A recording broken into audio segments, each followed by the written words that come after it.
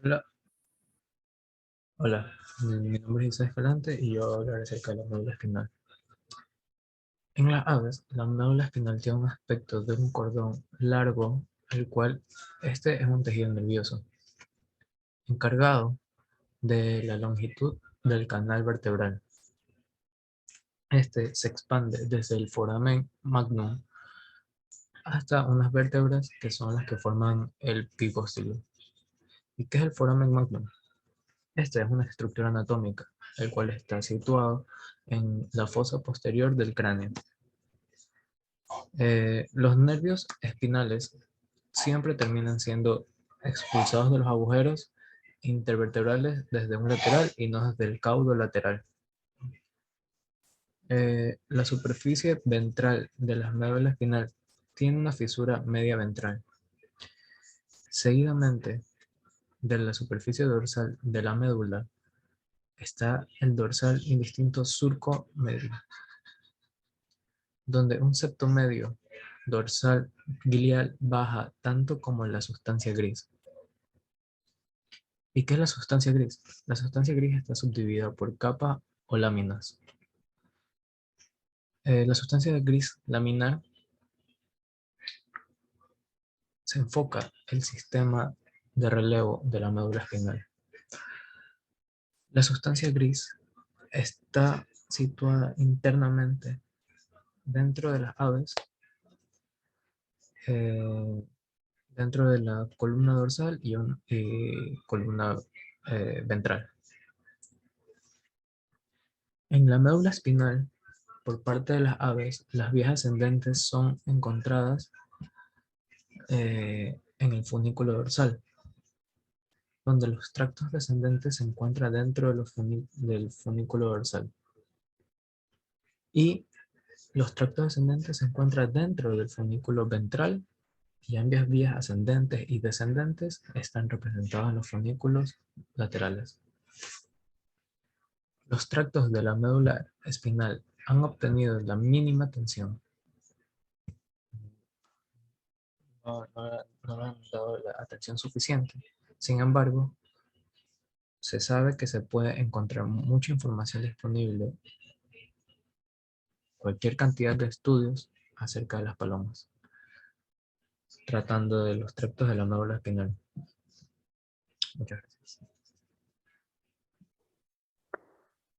Tronco del encéfalo, conformado por tres órganos que representan la continuación del tubo neural en el inferior de la cavidad craneal, que es la médula oblongada, el puente o protuberancia y el mesencéfalo.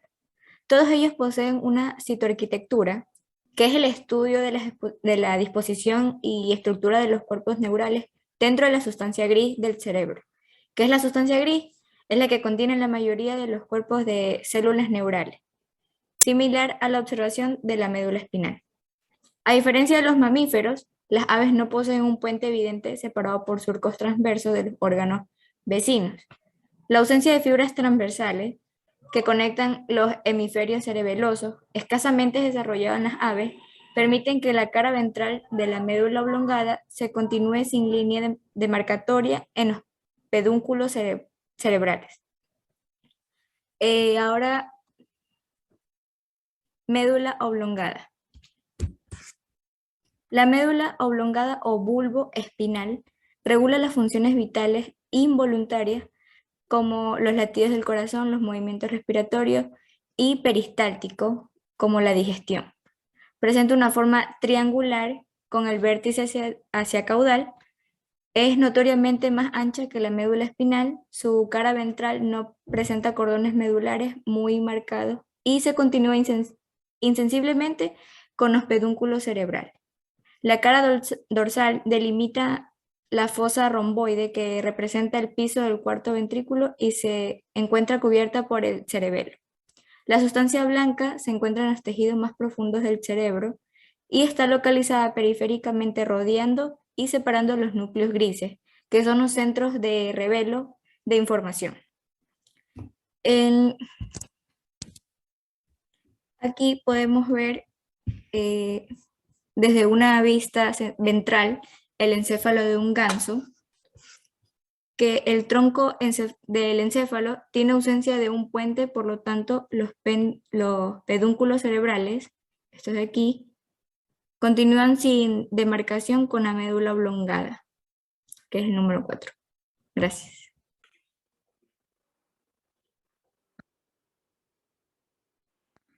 El mesencéfalo, o también conocido como cerebro medio, es la porción del cerebro que conecta el tronco encefálico con estructuras del cerebro posterior y el cerebro anterior, como el cerebelo y el diencéfalo. La mayor metamorfosis que podemos observar en el mesencéfalo de las aves se encuentra relacionada con el sistema visual.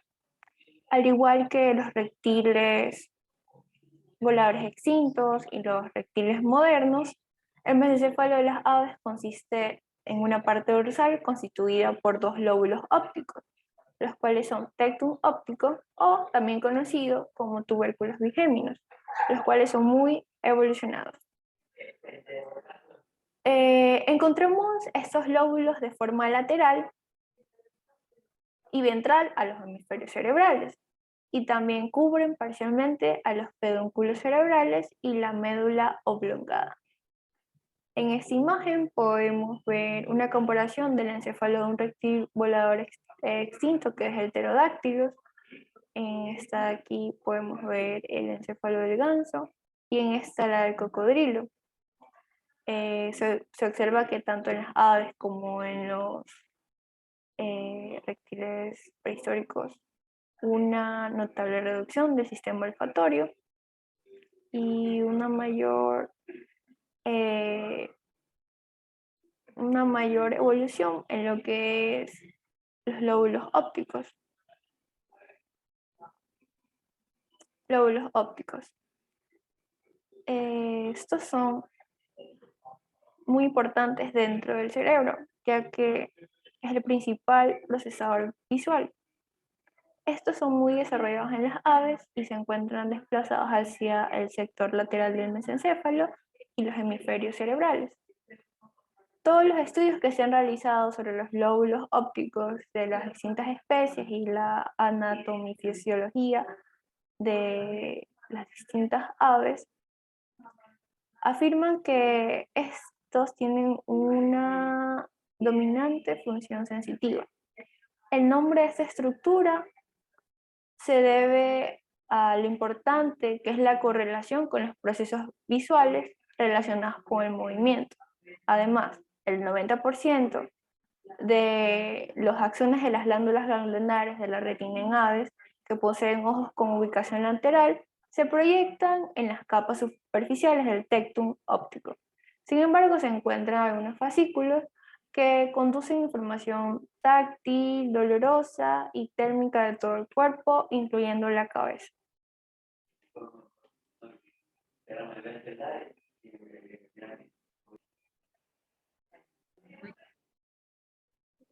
En esta imagen podemos ver el encéfalo del ganso desde una vista lateral izquierda, donde el número 1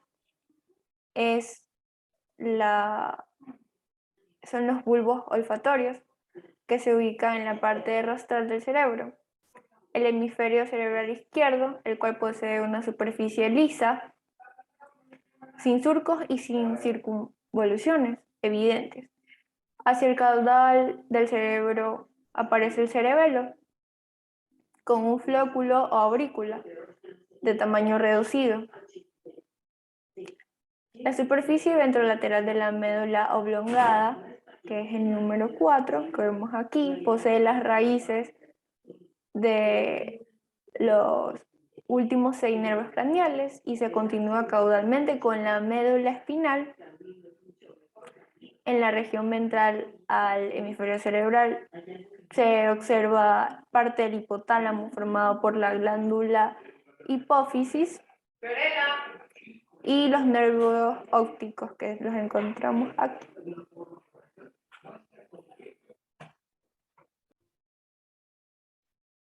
El cerebelo. En las aves el cerebelo está formado por una porción central compacta dividida por numerosos surcos y una porción lateral muy pequeña llamada flóculo o aurícula. En todos los vertebrados el cerebelo está muy asociado a la coordinación, modulación, sincronización de los movimientos y a la memoria motora. Los movimientos que ejerce son procedentes de los sistemas vestibular, somatosensorial, visual y auditivo. Las aves poseen un sistema vestibular y un cerebelo complejo, que debe resolver la problemática de los complicados movimientos en las tres dimensiones del espacio durante el vuelo. Por lo tanto, el cerebelo se encuentra más expandido y extensamente plegado. La citoarquitectura del cerebelo. Las imágenes que tenemos aquí es de una lámina del cerebelo de la gallina. En la imagen A y B, en el número 4, se puede observar una masa de sustancia blanca central, contiene los voluminosos núcleos grises y se prolonga en forma digitiforme para construir el eje central de las láminas y laminilla cerebelosa. Sobre el eje de sustancia blanca se dispone la corteza formada por tres capas concéntricas. En la capa número 1 encontramos un estrato molecular cubierto por la pía madre. En la capa número 2 encontramos un estrato de células de Purkinje. Y en la capa número 3 encontramos el estrato granuloso que descansa sobre la sustancia blanca. En la imagen C podemos visualizar de una manera las células de Purkinje. Su función. La función prospectiva general, después de recorrer la médula espinal, asciende directamente a los núcleos olivares de la médula oblongada e ingresa finalmente al cerebelo para alcanzar sin sinapsis previa, la corteza del órgano. La información referida a la posición de la cabeza recogida por el sistema vestibular se proyecta en las mismas capas corticales.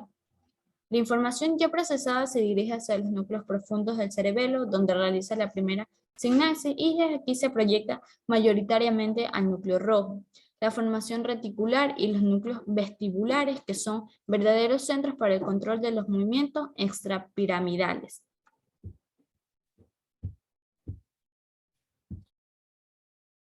Hola, yo voy a hablar sobre las formaciones diencefálicas y las formaciones telencefálicas. Estas últimas teniendo que ver con el telencéfalo y las diencefálicas con el diencéfalo. El diencéfalo de las aves está compuesto de tres regiones. Estas tres regiones son el epitálamo, el tálamo y el hipotálamo. Estas tres regiones tienen funciones específicas dentro del cerebro de las aves. Estas mismas carecen del cuerpo mamilar. Es el cuerpo mamilar. Estas son estructuras encefálicas que tienen un rol en las emociones y la memoria. Pero este cuerpo mamilar no lo tienen, o sea, no lo tienen las aves, a diferencia de nosotros que sí lo tenemos. O sea que en teoría las aves no tienen emoción. Y en primer lugar tenemos al tálamo, que este se ubica profundamente y está compuesto de dos masas de núcleos grises, y estos a su vez separados por láminas de fibras nerviosas. Estos núcleos están formados por varios tipos de neuronas y estas neuronas forman varios tipos de circuitos. Estos se encuentran conectados con lóbulos ópticos. En una anterior diapositiva nos dice que son el principal procesador visual. En otro punto tenemos el epitálamo, la cual esta se ubica conectada con fascículos de fibras, con los núcleos avenulares. ¿Qué son estos núcleos avenulares? Estos tienen una función de comunicación del cerebro de una parte a otra, o sea, interfieren. El cerebro capta una información y esta es pasada a otra parte del cerebro para ser procesada. En esto se dice que hay bastante oxina. ¿Qué es la oxina? Estos son estímulos que ayudan al proceso de la visión. Y por último, tenemos al hipotálamo, que estos se encuentran formados por neuronas bipolares. ¿Qué son las neuronas bipolares? Las neuronas bipolares, estas se encuentran por todo o por casi todo el sistema nervioso. En el tálamo yo mencionaba que este se formaba por neuronas y estas neuronas formaban circuitos. Entonces, unas de estas neuronas eran las neuronas bipolar. Estas tienen una función de secretar y sintetizar otro tipo de hormonas que son las liberadoras e inhibidoras. Este hipotálamo tiene varios núcleos y estos núcleos a su vez tienen varias funciones. Funciones como la termorregulación del ave, saciedad y entre otras. Las formaciones, ahora vamos a hablar sobre las formaciones telencefálicas, estas que tienen que ver con el telencéfalo. Este presenta una citoarquitectura diferente al de los mamíferos, ya que este tiene cosas que en los mamíferos hay, pero en las aves no se encuentran. En estas aves, estos derivados se organizan como núcleos grises, que estos en los mamíferos son áreas corticales. Estas áreas corticales, ¿qué son? Estas son las que nos ayudan al entendimiento del lenguaje, a la comprensión, a la comunicación. Y esto dice que las aves la tienen, pero solo son funciones parecidas. Y yo creo que por eso algunas aves tienen un desarrollo de una comprensión bastante alto. Y esto es gracias a las áreas subcorticales. Estas áreas subcorticales hacen que las aves tengan estas funciones bastante desarrolladas en conductas como ya lo dije, la comunicación, bueno, no la comunicación, la comprensión. Y puede que también la comunicación, ya que hay aves que, o sea, tienen, como son los loros, que algunos parecen que hablaran, pero yo he investigado que no son que hablan, solo emiten unos sonidos que pueden ser idénticos a los que nosotros decimos. También estas conductas complejas pueden ser como el reconocimiento espacial, o sea, el reconocimiento de dónde ellos viven. Ellos se pueden ir, pero volver, ya que tienen este reconocimiento que es una conducta que la tienen bastante desarrollada. Y este es sobre el tema, y esto es todo sobre las formaciones diencefálicas y las formaciones telencefálicas, las cuales tienen que ver con el cerebro y las conductas, todo esto del ave. Gracias. Sistema nervioso periférico, vinculado al sistema nervioso central a través de nervios y ganglios nerviosos. Ambos son un conjunto de cables biológicos encargados de transportar los impulsos tanto de entrada como de salida. Los nervios están formados por fibras nerviosas o axones, que pueden ser amielínicos, que carecen de mielina. La mielina es una capa que recubre los axones, o mielínicos, los cuales esta capa de mielina es muy gruesa. Y ambos se encuentran protegidos por tres tipos de tejidos, dos conjuntivos y uno conectivo. El primer tejido es el epineuro. Este es un tejido conjuntivo y se encuentra en la capa más externa del nervio. Es el de coloración amarilla que rodea toda esta parte de aquí. El segundo tejido conjuntivo es el perineuro, que es el encargado de recubrir los fascículos de las fibras nerviosas. Los fascículos son un conjunto de fibras nerviosas, como nos damos cuenta aquí, que cada una de estas son fibras nerviosas, y al conjunto de esas la llamamos fascículos. Y aquí podemos ver el perineuro recubriéndolas, y aquí de forma interna se ve cada puntito azul son los fascículos, y lo amarillo de acá es el perineuro.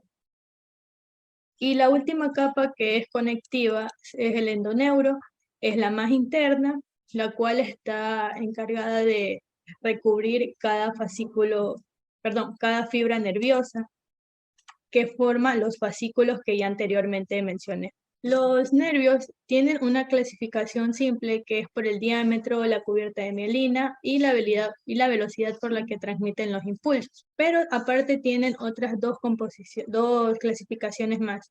La primera es por la composición, en los cuales encontramos los ya antes mencionados mielínicas o amielínicas.